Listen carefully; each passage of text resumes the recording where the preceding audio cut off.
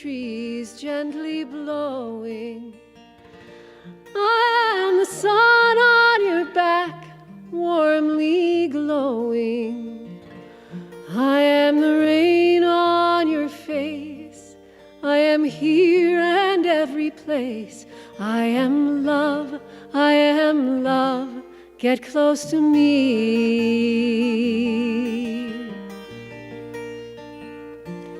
I am the song in your head sweetly playing. I am the joy in your feet that keeps you swaying. I am fragrance in the air. I am flowers in your hair. I am love, I am love. Get close to me.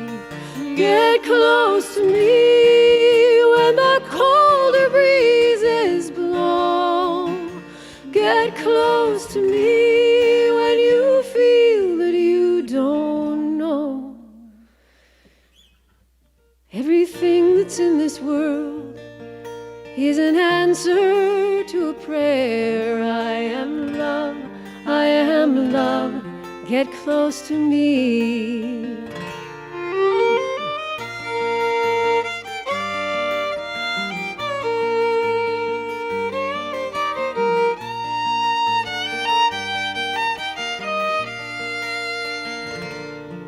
When you look into the darkness, I am the light from your eyes.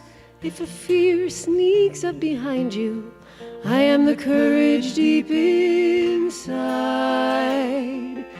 When all else do seem to leave you, and the world looks on to grieve you, I am love, I am love. Get close to me. Get close to me when the colder breezes blow. Get close to me when you feel that you don't know. Everything that's in this world is an answer to a prayer. I am love, I am love. Get close to me. Get close to me when the colder breezes blow. Get close to me when you feel that you don't know. When you listen to your heart, you will find that I am there.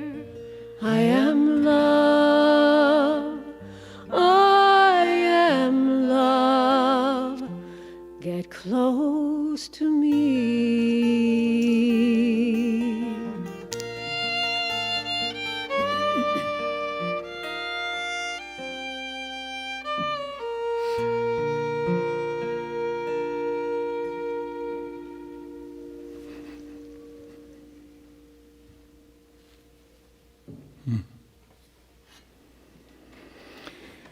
Thank you, Stephanie and Luke. Stephanie Bedman and Luke Halpin.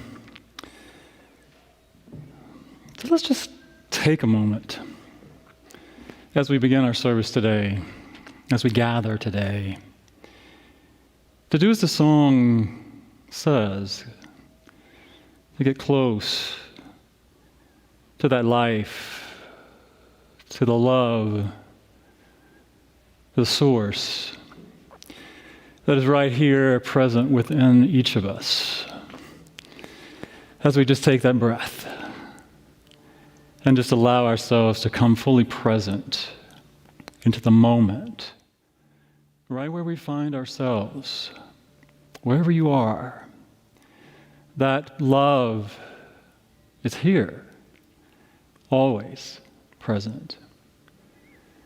So we breathe into it. We surrender into it. We just allow ourselves to know that we are it in the moment. Take a breath. So welcome.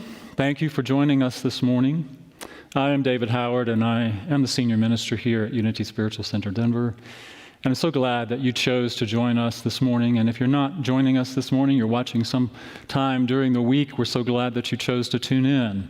We're pleased and delighted to have you as part of our community in this way. And if you are joining us, finding us maybe for the first time, I want to extend a very special welcome to you. And if you would like to learn more about us, please go to our website. That's unitydenver.org. And if you'd like to keep up with what's going on here, you can sign up to get our newsletter, which goes out every Friday morning. And right at the bottom of our homepage, there's a newsletter button. Click on that, and you can sign up right there, and you will receive our newsletter, so you won't miss anything that's going on around here. If you're watching on YouTube, I invite you to subscribe to our channel so you don't miss out on anything that we have being live streamed. If you're watching on Facebook, please like our page and sign up for, what do they call those? Announcements? And I don't know. Anyway, sign up so that they let you know when we are going live. If you would like to download our app, please go to text on your smart device, Unity Denver, one word, space app, APP, to 77977. And there you will find things that are going on. You can watch past services. You can sign up for events when we start having more events. And you can make donations right there on your phone or your tablet or any other device that accepts apps. And if none of that really works for you, please send us an email. That's info@unitydenver.org, and we will do our best to respond to you with any questions or anything that you would like to know about us. So again, welcome this morning, and I'd like for you to know that Unity Spiritual Center Denver is a loving, welcoming, open, and inclusive community. And we welcome you wherever you are on your spiritual journey, whoever you are in this life journey. You are welcome here, and you're welcome to be a part of this community. And we're going to be opening our doors pretty soon on Easter Sunday. We will be having services once again. I'll tell you a little bit more about that at the end of the service. But if you're in the Denver area, we would love to have you come and be a part of the energy here in our sanctuary. So I invite you now to say with me our creed. And it is, our God is love. Our race is human. Our faith is oneness. Thank you. I want to share a short reading with you this morning, and it comes from Adyashanti, his book, Falling into Grace. Adyashanti is a Buddhist teacher, and I was looking for something to share this morning, some reading to share, and I was here as Stephanie and Luke were rehearsing, and I'm going to talk a little bit about grace today. And I've always appreciated Adyashanti's perspective on grace. So I want to share this with you this morning as we begin and invite you to keep this idea of grace in your mind as we move through our service today, because you'll be hearing a little bit more about this idea. And Adyashanti says, grace is a difficult thing to define, to pin down. It's often thought of as a rather positive moment or event. However, we've all had experiences of extreme difficulty, where when we look back, we see that these were times when we transformed the most, when we made the biggest leap in our personal evolution. In retrospect, we view these challenging times as necessary steps on the path. We see that these events were infused with grace. They were a gift, something that was given to us to help us wake up. In essence, grace is anything that helps us truly open our minds, our bodies, our emotions, our hearts. Sometimes grace is soft and beautiful. It appears as insight. It comes as a sudden understanding, or maybe just the blossoming of our hearts, the breaking open of our emotional bodies, so that we can feel more deeply and connect with what is and with each other in a deeper way. Grace can also be quite fierce. There are times in life that are very, very trying. At the time, grace might be hard to recognize. But as we think back to those powerful times in our lives, we can start to see the great gift that was received. So grace can be gentle and beautiful, and sometimes grace can be fierce. But grace, if we understand it from that perspective, it's anything that helps us to open more fully, and I would say open more fully to the realization of who we truly are. And I would imagine that for many of us, the past year has been trying in many different ways. So I just want to offer up.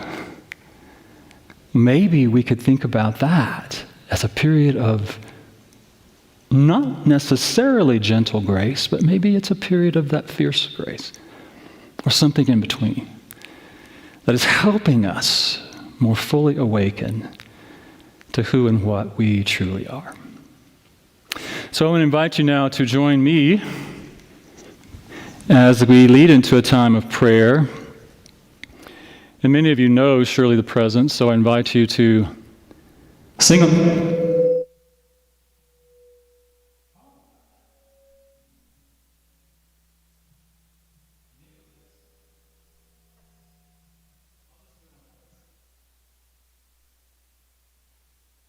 Headset? Okay.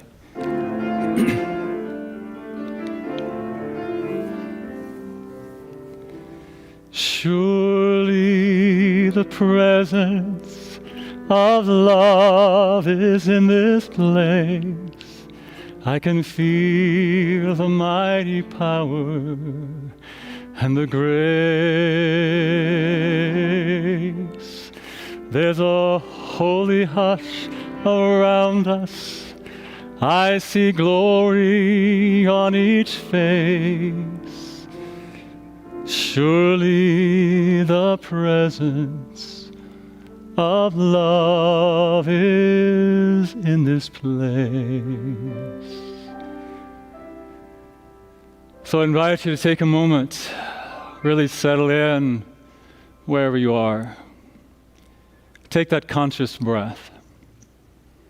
Allow that breath to move all the way down through the bottom of your feet, grounding you right here, right now, in Mother Gaia, Mother Earth. And breathe into the awareness of the life that is moving, flowing, living itself in you as you this moment. The very life that is breathing you and beating your heart. And as we center our awareness in that life, we feel it. We feel it radiating in our bodies, every cell coming alive. Just allow yourself in this moment to feel that life energy moving through your hands, your fingertips, the top of your head, every aspect of your being. As you command it, as you claim it to come alive within you, it is here, now, present, always, active, moving, living itself in every moment. And so we surrender into that life in this moment, claiming it in every aspect of who we are, knowing our truth. We are that divine life expressing in this moment and in every moment. And as we know it for ourselves, we know it for each other. We know that truth for each and every one, each and every being on the planet. And as we claim it, we see our oneness. We know that we are one in that life. That life is uniting us as one. And so I want to especially hold anyone who is in our hearts, on our minds today, who might be experiencing something in this earthly experience, some loss, illness, some disruption in their normal daily life, whatever that is that might bring a sense of worry or concern. Maybe it is something that's showing up in their lives as fierce grace. And so we hold that in our hearts. We hold each one. And we lift them up into this awareness that of this divine life that is living as each one, knowing it is that life that is the source of all that we could ever desire. We claim it, we allow it, we know it is so, and as we allow it to be and we become it, it becomes our experience. And so it is. Amen.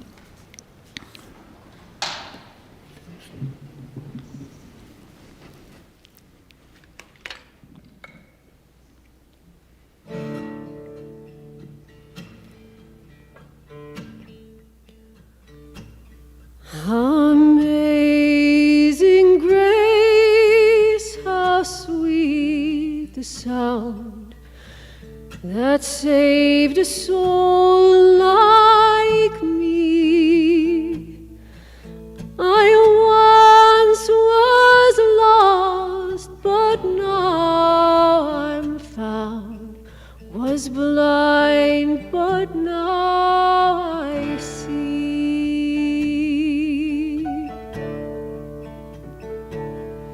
'Twas grace that taught my heart to fear, and grace my fears relieved. How precious did that grace appear the hour I first believed. Through many dangers, toils, and snares, I have already come. 'Tis grace hath brought me safe thus far, and grace will lead me home. Amazing grace, how sweet the sound that saved a soul like me.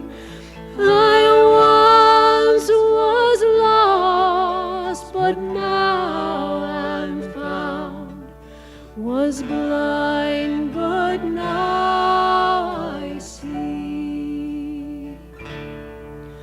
Amazing grace, how sweet the sound that saved a soul like me.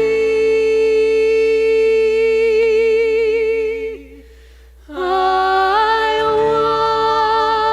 once was lost, but now I'm found, was blind, but now I see.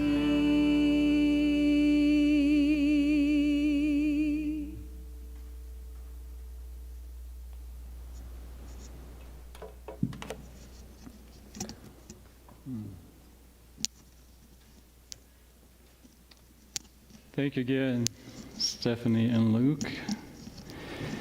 That is an arrangement of Amazing Grace that they worked out and put together this week. And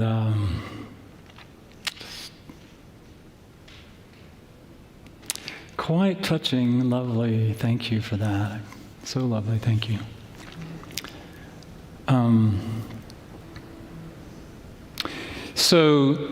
Which is very appropriate, I guess, because, when I don't guess, I know, because I know that I have resisted and sometimes over the years doing hymns and those old hymns from my Southern Baptist days because they seem sometimes in me to trigger some embedded theology that I no longer subscribe to. And these days, I'm a little more comfortable with that. And it's just the beauty of that idea of grace that I talked about a little earlier. And hearing those words from that perspective have greater, deeper meaning for me today. And the beautiful melody and the poetry of that song and the beautiful harmonies that you put together on that, and it's just touching and inspiring. So thank you for that.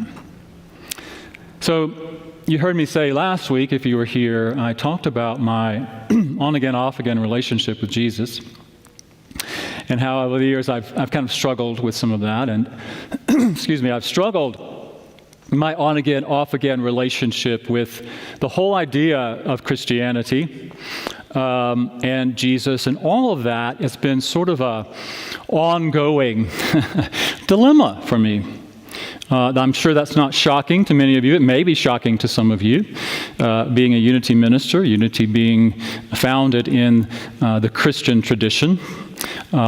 Certainly we look at the teachings of Jesus and focus more on the meaning, the deeper metaphysical meaning of those teachings. But as Charles Fillmore, the co-founder of Unity, said, he believes that Unity is more in alignment with first generation Christianity rather than what developed after Jesus' death and some of the other things that were brought in to Christianity. But I was thinking about this week about all of that, and my struggle has been, and I've reconciled it, but it was sort of this idea of this, how could I subscribe to this idea of a schizophrenic God? A God that was loving, but also a God that was judgmental. A God that would damn you to hell if you didn't believe that he sacrificed his only son to come down and die a horrible death. How could there be a God that is love and a God that would do that? And what I have since come to understand, in my own way of understanding, is that Jesus, the way I understand Jesus, did not come to teach that. And that our understanding of Jesus is that Jesus was not that, but he was a teacher who came to teach us truth. And what was the truth? You know, in John, the Gospel of John, which we in Unity read and believe that the Gospel of John was less about the life of Jesus of Nazareth and more about the universal Christ. And that the things that Jesus was saying, or quoted as saying in the Gospel according to John, were spoken from Christ's consciousness. That when he talked about I, he was talking about the Christ. The Christ was sent into the world to save the world. When we recognize the Christ as our truth, then that is our salvation. And when all of us begin to recognize that Christ, that is the second coming of the Christ, and we are the ones who are to bring that to bear upon the earth. We are the ones to be that love on the earth. So we believe, we teach that that's what Jesus was saying. That was the truth that Jesus came to teach us. And I want to share with you that, I put my glasses back on, not because I'm getting old, but because I look so damn good in them. Let's see. I want to share with you this reading from my friend Deidre Price, Reverend Deidre Price, a Unity minister. And she's quoting from John. The true light that enlightens everyone was coming into the world. In the beginning, this light was the Word. And the Word was with God, and the Word was God. And the Word became flesh and dwelt among us, full of grace and truth. And from his fullness have we all received grace upon grace. For the law was given through the consciousness of Moses, grace and truth, through the consciousness of Jesus Christ. Grace and truth came through the consciousness and also through the teaching of the one we know as Jesus Christ. And then she says a little bit more about grace. Grace is the state of consciousness from which Jesus functioned in the world. It was his awareness of himself as the living Word of God, image and likeness of his Father, as he called God, inheritor of the kingdom, grace mind, and all therein. Not only that, these words clearly confirm the same truth for you, me, us, we, all of us. The true light that enlightens every man was coming into the world.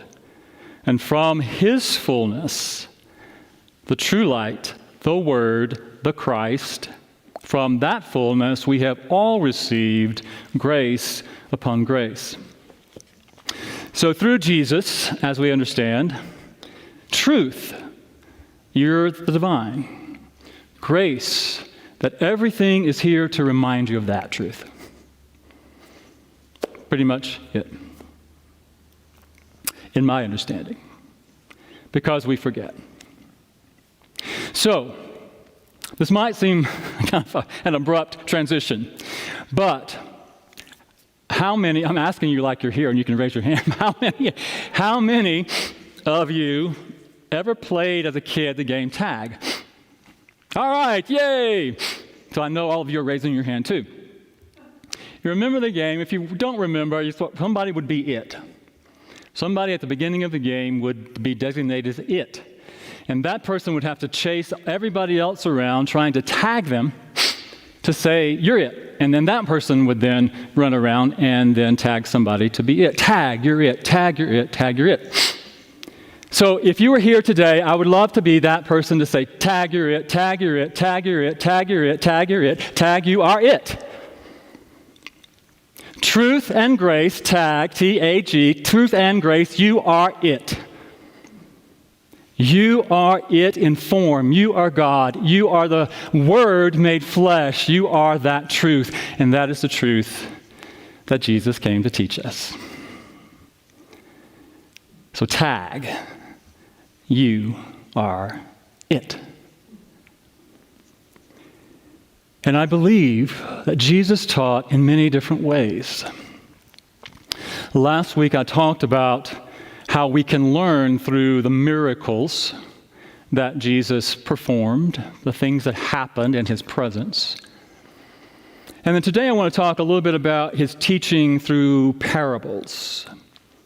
Jesus often taught truth through the use of stories, short allegorical stories, that were meant to teach, I believe, exactly that you're it, and how we can live in that itness. Itness. How we can live that truth. And one of the parables that I want to look at first is the parable of the Prodigal Son. And if you remember the story, the younger son, there was a rich man, he had two sons. The younger son wanted to go off and find himself. He wanted to take his inheritance, go into the city, have fun, find himself, do what he wanted to do. And so the father gave him his money and he went off and did whatever he did. Until one day he recognized that he came to himself, as the scripture says, that he came to himself. And he thought, well, I can be a servant in my father's house. So he made his way back to his father. Of course, his father embraced him, killed the fatted calf, had a big party, celebrated his son's coming home. Of course, the other son was jealous because he had stayed there. He had been a good kid, taking care of things, working the father's farm. And, well, nobody ever celebrated me, right? And so when I was growing up in the Baptist church, that was taught as a morality tale. That if you're good, let me just say this. What I was taught, though, is that we're all sinners. Like the young son, we're all sinners. But if we recognize that and we're willing to come back and atone and atone for our sins and come back to the Father, then the Father will forgive our sins and he will welcome us back into the family, into the kingdom. And then the other son was a good son, and so his idea was that, okay, you're being good, but it doesn't really matter if you're good or not. You're still welcome in the family. Anyway, it was just sort of a morality tale between good and bad. I think it's really a tale about mistaken identity. Because I believe that just like the younger son, all of us are either kind of on one side or the other, the younger or the older son, or somewhere in the middle. That we have forgotten who we are. We've forgotten that we're it. So we go in search of it. We search in the world for it. We search our identity in the world through spending money, through having parties, through doing whatever we want to do, through finding some way to identify ourselves in the world until we recognize this ain't it. This is never going to be it. Because I am it. And the it is within me. And so I don't need this. I'm not saying we don't need anything in the world, because we do, but we don't identify ourselves with anything in the world, because guess what? That's going to eventually go away. It's going to change. But when we know we're it, as the story says, when the son came to himself, maybe he woke up and said, hey, I'm it. I'm it. I'm just going to go home. And so that's what he did. Well, so on the other side, the older son, some of us try to be good. We try to do everything right. We try to be a people pleaser. We try to find our identity in that way. Not ever doing anything that somebody might think is bad or wrong. I can relate to that. I can relate to both. But again, that's a case of mistaken identity. You're already it. You are it, I am it, we are all it. And our opportunity in every moment is to come home to that awareness that I'm it. Truth and grace, tag, I'm it. And you're it. And I believe, we can look at that story, and there's so many different levels of that story. I love that because Jesus was teaching on so many different levels. So many things we can learn from one short story. One thing I love about Unity Bible interpretation is that we get to decide what it means to me right here, right now in my life journey. Is there something, some truth I can gain from that story or any story in the Scripture? How can I apply it to my life today? And then another story I want to share with you, one you might remember too, is from, Matthew 18, 21 through 35, and that's about the unforgiving servant. There was a rich landowner who was going on a trip, and he decided to settle up his debts. So he called in his slaves, actually. And one slave owed him a bunch of money, a lot of money. And he said, you need to pay up. Or you're going to be thrown, or I'm going to sell you. So the servant, knelt down at his feet and said, oh, please forgive me. Please have mercy on me, my wife and my children and my whole story. So please show mercy on me. And so the owner said, okay, you've forgiven your debts. Go and have your life. So he leaves, and then he goes out and meets someone on the street who owes him money. And so he grabs him by the neck and said, pay up what you owe me, or I'm going to have you thrown into jail. And the one who owed him money says, hey, I've got a wife and children. I can't pay you right now. Please have mercy on me. He said, no way, go to jail. And somebody who saw that went back to the master and said, this is what he did. And so the master called him in and said, I forgave you. Why didn't you forgive him? And so he said, okay, no more. You're going to go to jail. I'm going to sell you, basically. I think sell you. So again, that's sort of this idea of forgiveness. There's a couple of things I want to point out about that. One truly is forgiveness. It's important to forgive. But for us to really accept to really know that we are it and to live as it. It's important for us to be able to let go of the past. Because the past will drag us into a prison of our own making. The debts in the story represent all of that accumulation of stuff, energy, that you and I are just carrying around and identifying with that crap.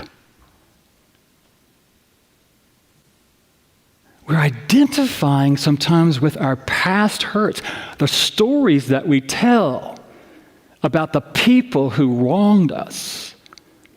And I know that there are people listening who have been hurt by other people, who have faced trauma.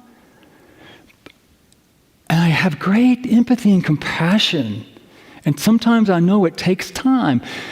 But what I want to say to us today is that we can't know that we're it and live in that awareness of truth and grace. I know I'm it, until we're willing to let that stuff go.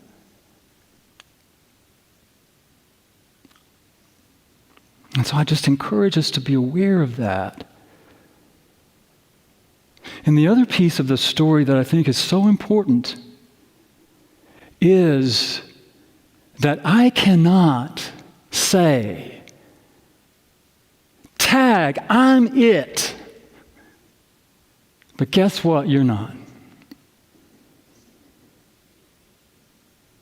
Because immediately that takes us out of the energy and the awareness of being it. I can't be it if I'm trying to say that you're not it. It just doesn't work. One negates the other. So until I can get to a place where I know I'm it, but I know you're it too, I'm not it. I haven't gotten there yet.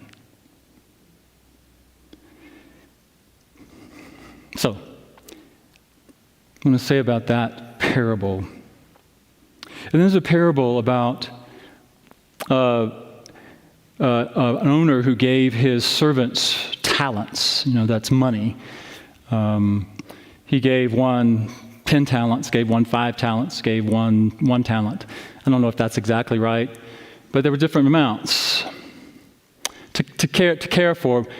So when he got back, he would be able to reap the harvest of that. Well, the first 2 invested it. They returned him more than he had been given. And the third one actually hid the talent that he had been given. And so he buried it so that when the master returned, he would be sure to have the money. Well, what can we learn from that? Well, probably a lot of things. But the one thing I want to point out today that I learned from that, and I think is important when we're claiming that we're it, is that claiming that we're it is not something we can do from a place of fear. And I think that's what that third servant represents. He was afraid that if he didn't have the money for his master when he got back, that he would be punished in some way. What I want to say to us about that today is that being it is not just for you. That claiming that you are it is for the world. Yes, we get to benefit. We get to feel the energy of saying, truth and grace, tag, I am it. But being it in the world means that we get to live being it. Not from a place of fear, but from a place of I'm it, and I know I'm it. And why I'm it is because I'm here to give everything that I can possibly give, to share everything I can possibly share, to multiply all that has been given to me through me in the world, to encourage other people, to support other people, to do more than I could possibly even believe that I can do, because I'm it, and I'm allowing the itness to move through me, to work through me, to live through me, to live as me.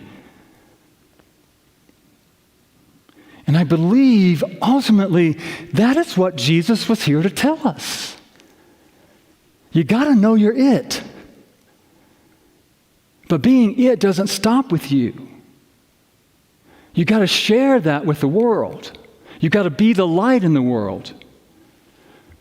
Sort of relates to his teaching about being a light, hiding your light under a bushel. You can't hide it.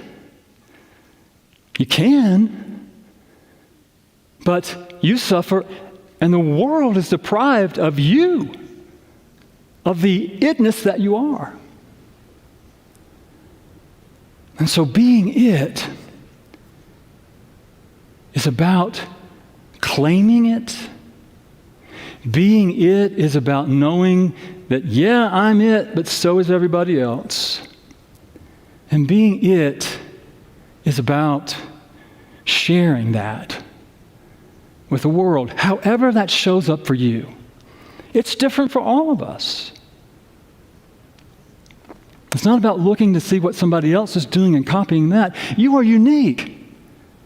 You are a unique manifestation of it. And you have unique and wondrous and beautiful gifts to share with the world. So again, I want to say, tag, truth and grace, you are it. And I want to invite each of us this week to a practice. I want you to get up in the morning. I want you to look in the mirror. No matter, if you look like me when you get up in the morning, it doesn't matter, with hair all over the place and God only knows what. Look in the mirror and say, tag, baby, you are it. And then, as you go about in your day, everyone you encounter, I want you to say, tag, baby, you are it. Maybe not out loud, because they might think you're crazy. But maybe out loud. You might be in places where you could do that. Maybe not in the grocery store. But you can think it. You can think it. And even if you're not getting out of your house, if you're watching television, practice. Everyone you see on the news or in any kind of situation, I want you to say, tag, baby, you are it. And see how that transforms your life. See how knowing the truth and living in this knowing of grace transforms your experience of yourself and your life. And see how choosing consciously to see it in everyone else transforms your perspective. I can almost guarantee you that your consciousness will be transformed.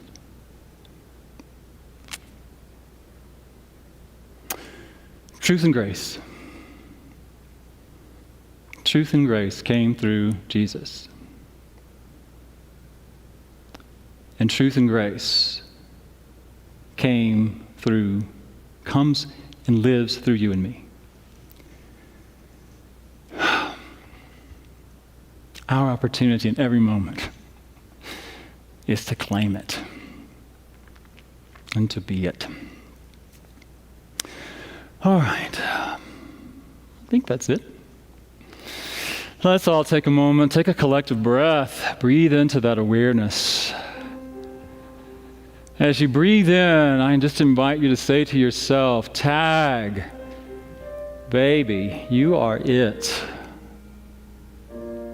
You are it to yourself. It's the very essence of who you are. And allow yourself in this moment to remember that truth.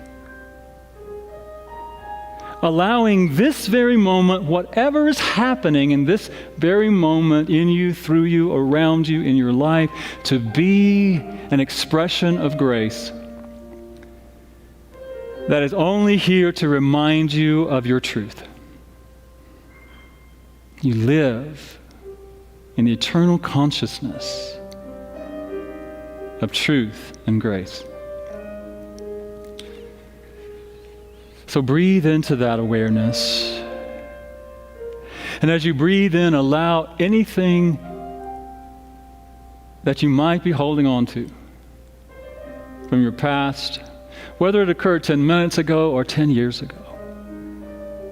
Anything that might arise for you, you don't have to go looking for it, it'll show up. Are you willing to see that, even that, as an activity of grace in your life to remind you of who you truly are? And allow that energy and the power of grace to move through you. Allow that energy to be that which clears away anything from the past. And come home to your truth. Right here and right now. And I invite you to draw into your mind any person, any situation, any person especially, where you have a hard time saying to that one, tag, baby, you are it. And just imagine that one showing up for you. And you being able to say that energetically to him, her, them. So as we go into a silence, I just invite you to be with that and to allow whatever to arise. Don't resist it, just be with it. Inviting the energy of grace to be present with you, for you, as you in this moment.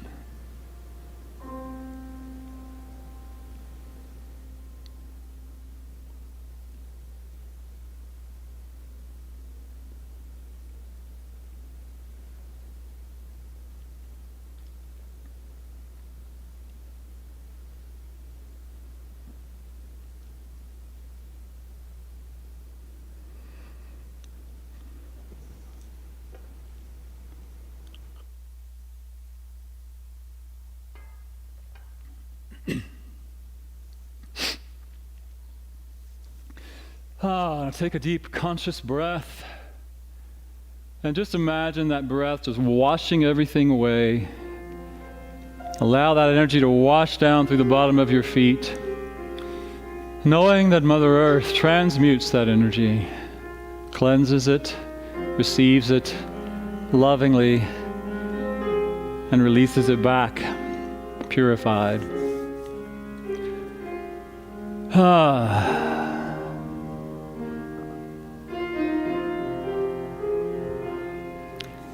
I am remembering who I am.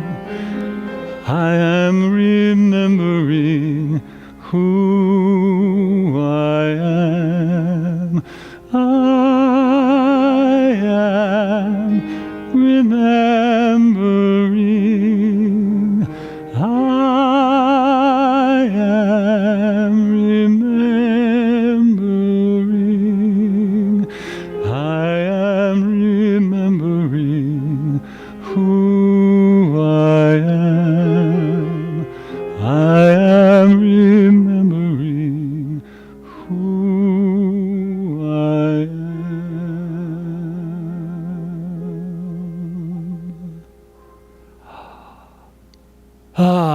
Let's take a breath. Come back into the space where you are.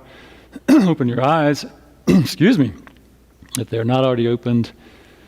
Just be present where you are.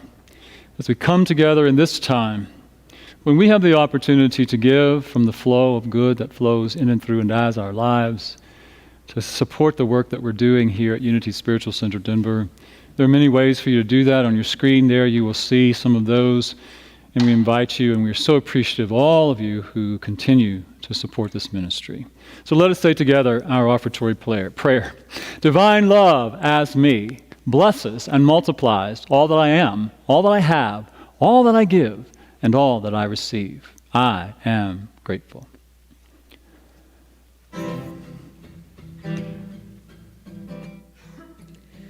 You do not know how far you can go. You do not know how much love you can show. How deeply you can feel, how much truth you can reveal. You don't know. And that's the good news. Nobody knows just who you can be.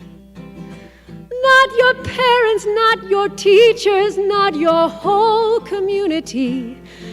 How many times you'll try, how much higher you can fly, they don't know.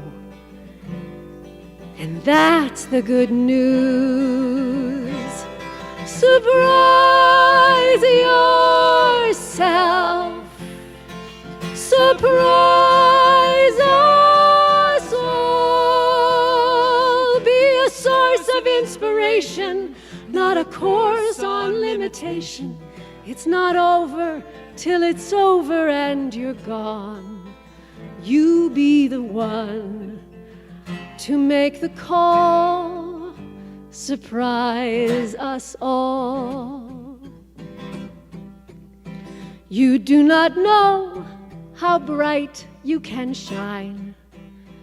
You do not know the length of your time. How deeply you can feel, how many hearts you're gonna heal. You don't know. And that's the good news. The unknown is your true home. Surprise yourself. Surprise us all. Be a source of inspiration, not a course on limitation. It's not over till it's over and you're gone. You be the one to make the call. Surprise us all.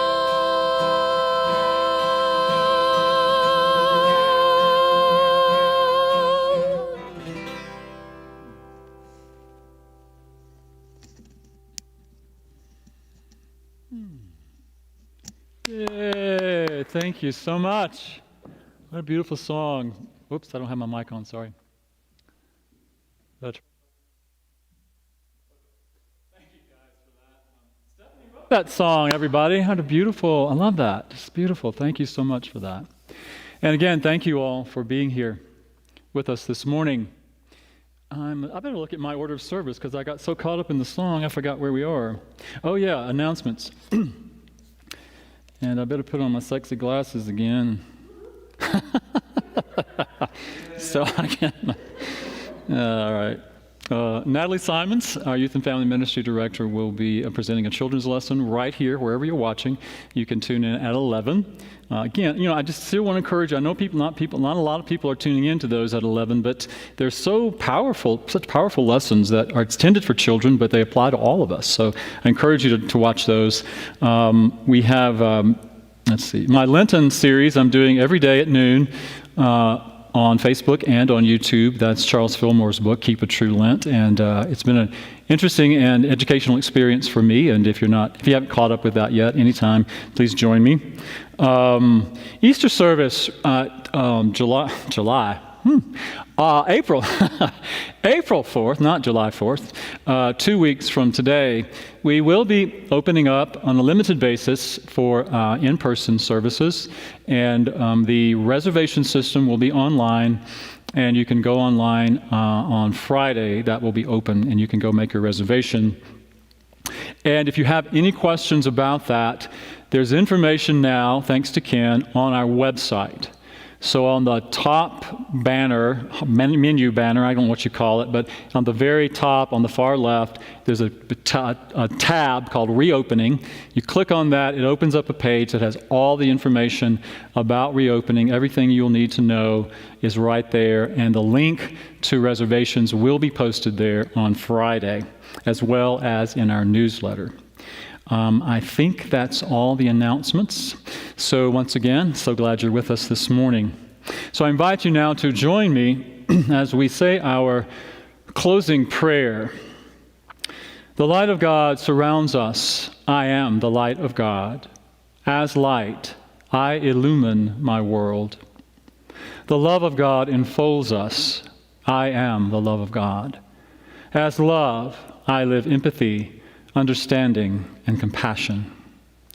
The power of God protects us. I am the power of God.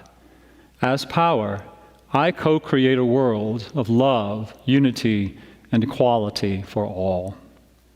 The presence of God watches over us. I am the presence of God. As presence, I stand in truth in every circumstance. Wherever we are, God is. And so it is. So I invite you now to join me as we sing our closing song. Should I try the other mic, or should I just stay this? Okay, we'll just stay on this one. All right, our closing song today is Let There Be Love on Earth. Yes.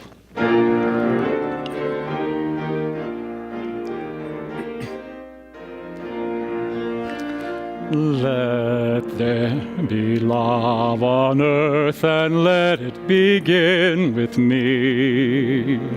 Let there be love on earth, the love that was meant to be, with God as creator, family all are we.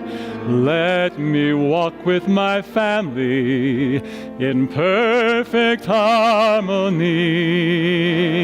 Let love begin with me. Let this be the moment now. With every step I take, let this be my joyous vow, to take each moment and live each moment in love eternally. Let there be love on earth, and let it begin with me.